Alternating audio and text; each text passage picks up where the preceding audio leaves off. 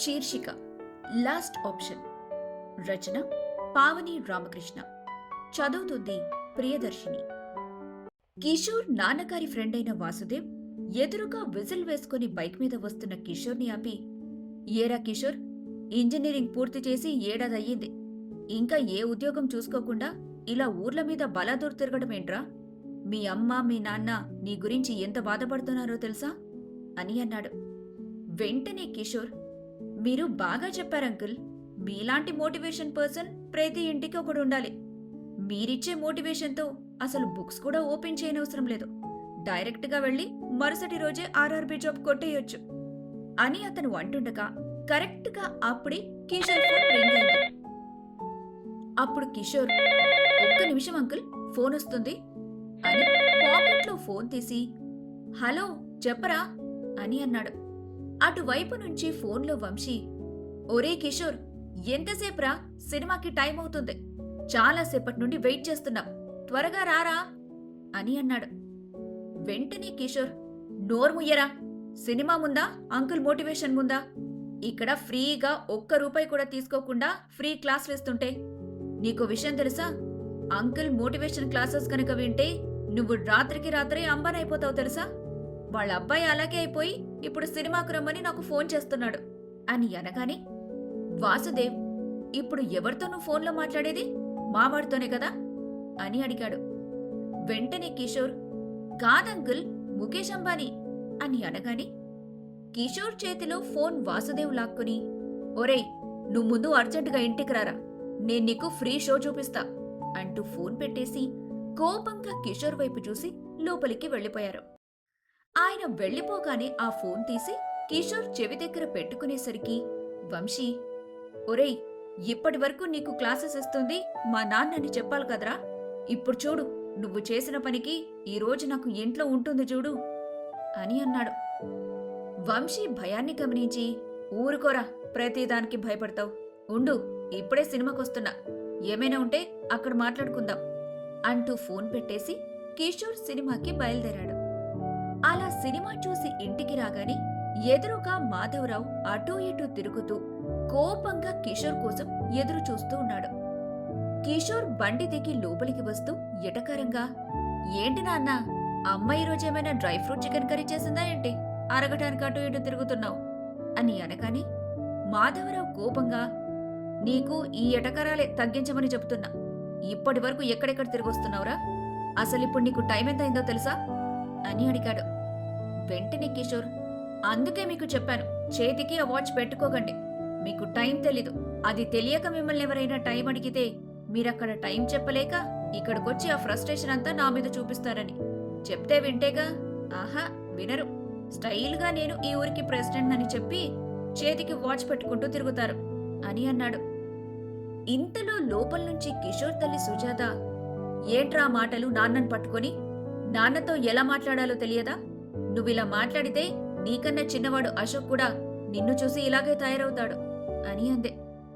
వెంటనే కిషోర్, లేదమ్మా, ఆడు ఖచ్చితంగా నాలాగా తయారవ్వడు. ఎందుకంటే వాడు నన్ను చూడటం లేదు, పక్కింటి పంకజమాంటి కూతుర్ని చూస్తున్నాడు అని అనగానే సుజాత ఆ పక్కనే ఉన్న చీపురు తిరిగేసి, ఒరే అశోక్, ఏంట్రా, అన్నయ్య చెప్తుంది నిజమేనా అంటూ అశోక్ని కొట్టటానికి బయలుదేరింది. తల్లి సుజాతను చూసి అశోక్ పరిగెత్తుకుంటూ, అన్నయ్య, ఏంట్రా నువ్వు చేస్తుంది, నేనెక్కడ చూశాన్రా అంటూ పారిపోయాడు. నవ్వుతున్న కిషోర్ని చూసి మాధవరావు బాధపడుతూ, చూడు కిషోర్, ఇప్పుడు నీకు ఇదంతా బాగానే ఉండొచ్చు, కానీ నీ జీవితం ఎటూ కాకుండా పోయినప్పుడు నీకు తెలుస్తుంది ఈ తల్లిదండ్రుల ఆవేదన అని లోపలికి వెళ్ళిపోయాడు. తండ్రి మాధవరావు వెళ్ళిపోగానే, ఇప్పటికి 100 సార్లు చెప్పుంటారు ఈ మాట, విని విని తలపోటొస్తుంది అని నోట్లో గొణుక్కుంటూ తన రూంలోకి వెళ్లి నిద్రపోయాడు. ఇక అలా తెల్లవారకాని ఎప్పట్లాగే కిషోర్ తన ఫ్రెండ్స్ అయిన వంశీని, సిద్ధుని, వినోద్ని కలవటానికి వెళ్లాడు. అక్కడకు వెళ్లగానే కిషోర్, ఏంట్రా సిద్ధు, రేపు ఉగాది కదా, ఈ సంవత్సరమైనా మన జీవితాలు మారతాయంటావా? అసలే కిందటి సంవత్సరం నా రాశిలోకి శని వచ్చాడంట. శని వచ్చిన కాడ్నుంచి చూస్తున్నా, అస్సలు బాగోట్లేదురా అని అనగాని వెంటనే వంశీ, ఓహో, నువ్వు సంవత్సరం నుంచి చూస్తున్నావు, నేనైతే ఇప్పటికీ 25 నుంచి చూస్తున్నా. నేను పుట్టినప్పటి నుంచి చావగొడుతున్నాడు అని అన్నాడు. వంశీ అన్నదానికి కిషోర్, అదేంట్రా, ఎవరికైనా శని అన్ని రోజులుండడే అని అన్నాడు. వెంటనే వంశీ, ఎందుకుండడు, మా బాబున్నాడుగా అనగాని ఇక అందరూ ఒక్కసారిగా గట్టిగా నవ్వేశారు. ఇంతలో వినోద్, ఊరుకోండ్రా, అవన్నీ పచ్చి అబద్ధాలు, మీరవన్నీ నమ్మకండి. కిందటిసారి నాకు రాజయోగం పడుతుందన్నారు. రాజయోగం మాట దేవుడెరుగు, మంత్రయోగం కూడా పట్టలేదు అని అనగాని వెంటనే కిషోర్, రాజయోగం తర్వాత విషయం కానీ ముందు వెళ్ళి షాప్లో సామాన్లు కట్టు, లేకపోతే మీ నాన్న కాట్రాజ్ నిన్ను కాటేస్తాడు అని అన్నాడు. కిషోర్ మాటలకు వినోద్, నిజమేరా బాబు అంటూ పరిగెత్తుకుని తన షాప్కి వెళ్ళిపోయాడు.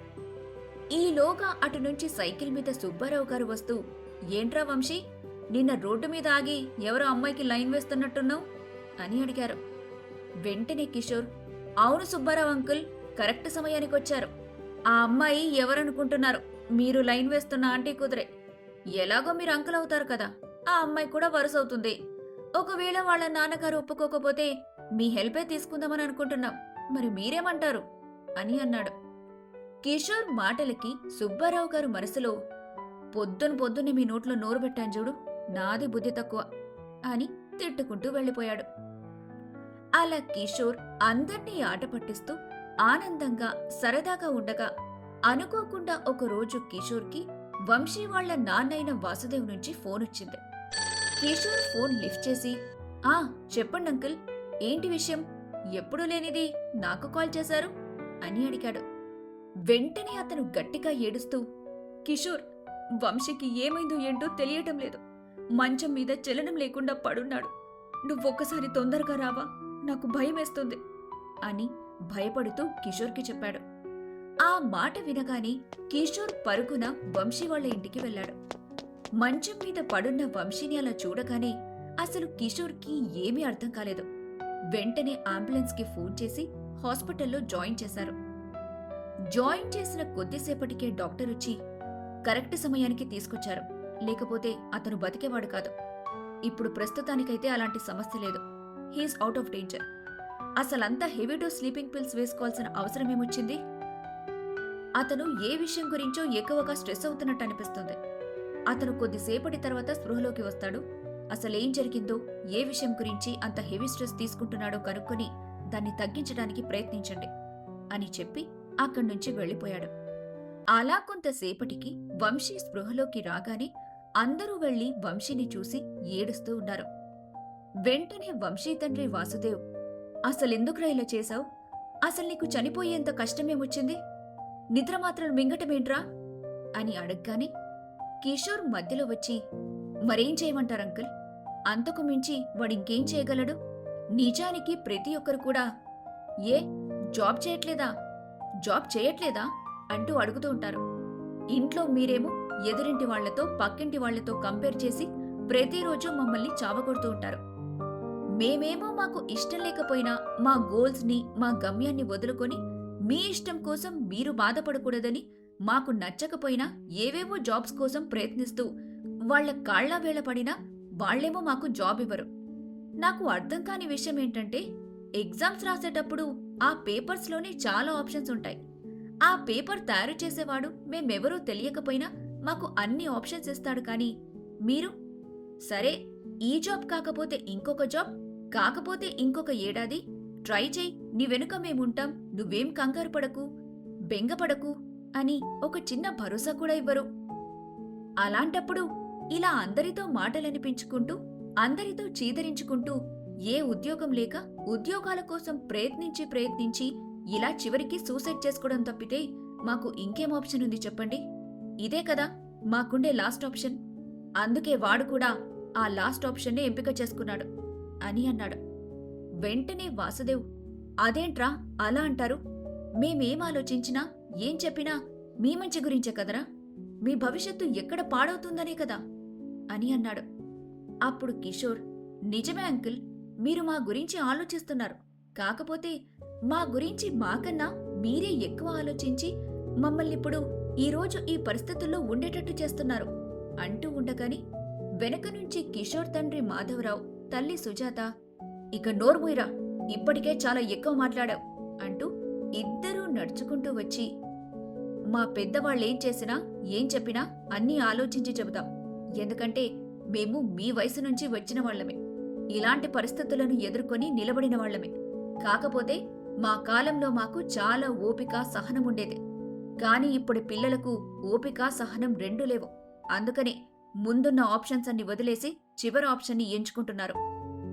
అయినా ఇప్పుడు మీరు ఎలా తయారయ్యారంటే, ఎగ్జామ్స్లో ఫెయిల్ అయితే చనిపోవడం, లవ్ ఫెయిలియర్ అయితే చనిపోవడం, ఉద్యోగం రాకపోతే చనిపోవడం, ఆర్థిక ఇబ్బందులు ఏర్పడితే చనిపోవడం, ఇలా ప్రతిదానికి ఈ చావునే పరిష్కార మార్గంగా ఎంచుకుంటున్నారు. ఇకపోతే ఇందాక ఏమన్నావు, చావు అనేది లాస్ట్ ఆప్షన్.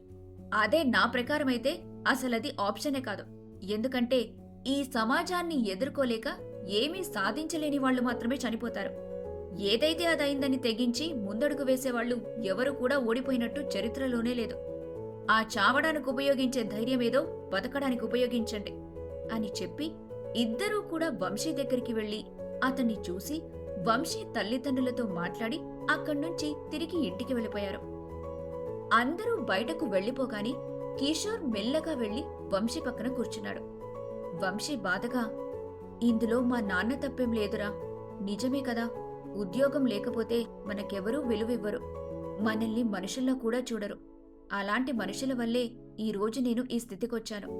అలాంటి మనుషుల సూటిపోటి మాటల వల్లే ఈరోజు ఈ స్థితికొచ్చాను. కాకపోతే మీ నాన్న చెప్పినట్టు నేను ముందు ఆప్షన్స్ అన్ని వదిలేసి అసలు ఆప్షన్లో లేని ఈ చావు అనే ఆప్షన్ని ఎంచుకున్నాను. ఇలా నాలాగా ఇంకెవరికీ జరగడానికి వీల్లేదు. ఈ చావు అనేది అసలు ఆప్షనే కాదని నేను బ్రతికి ఏదో ఒకటి సాధించి ఈ సమాజానికి చూపిస్తా అని కిషోర్తో అన్నాడు. వెంటనే కిషోర్, అదిరా, ఇప్పుడు నువ్వు నా ఫ్రెండ్ అనిపించావు. ఏం కావాలి ఈ సమాజానికి? మనం డబ్బు సంపాదించడం కావాలి, అంతే కదా? నడు, సంపాదించి చూపిద్దాం, మనమేంటో నిరూపిద్దాం అని ఇద్దరూ ఒకరి చేతిలో ఒకరు చేతులు వేసుకుని వాళ్ల గెలుపు కోసం మొదటి అడుగు వేశారు. అలా కొన్ని రోజుల తర్వాత ఇద్దరూ ఊర్లో ఒక చిన్న హోటల్ బిజినెస్ స్టార్ట్ చేశారు. అది అలా దినదినాభివృద్ధి చెందుతూ మంచి లాభాలను తెచ్చిపెట్టింది. అలా తర్వాత ఇంకొన్ని బ్రాంచెస్ ని ఓపెన్ చేశారు. అలా అప్పటి వరకు ఆకతాయిగా అందర్నీ ఆట పట్టిస్తూ తిరిగిన వంశీ, కిషోర్ ఇద్దరూ కూడా ఆ తర్వాత బిజినెస్ ఎంతో బాధ్యతాయుతంగా వ్యవహరించడం, పైగా అందరికీ ఆదర్శంగా నిలవటంతో వీళ్ల కుటుంబ సభ్యులు కూడా ఎంతో ఆనందపడ్డారు. ఈ కాలంలో ఎంతో మంది యువత ఉద్యోగం రాకపోయినా, ప్రేమలో విఫలమైనా, చిన్న చిన్న సమస్యలకే మనోవేదనకు గురై పొరపాటుగా చెడుదారులు పడుతున్నారు. మత్తు పదార్థాలు, వేగంగా డబ్బు సంపాదించే మార్గాలు, అసంతృప్తిని తట్టుకోలేక జీవితాన్ని నాశనం చేసుకుంటున్నారు. బాధలు ఎదురైనా, విమర్శలు వచ్చినా మన లక్ష్యం కోసం పోరాడితే తప్పకుండా విజయం మనదవుతుంది. చావు ఎప్పుడూ పరిష్కార మార్గం కాదు. జీవితాన్ని ప్రేమించాలి, ఎదురయ్యే సమస్యల్ని ధైర్యంగా ఎదుర్కోవాలి. సమాప్తం. ఇలాంటి మరెన్నో ఆసక్తికరమైన కథల్ని వింటూనే ఉండండి మీ తపస్వి ఆడియో స్టోరీస్లో.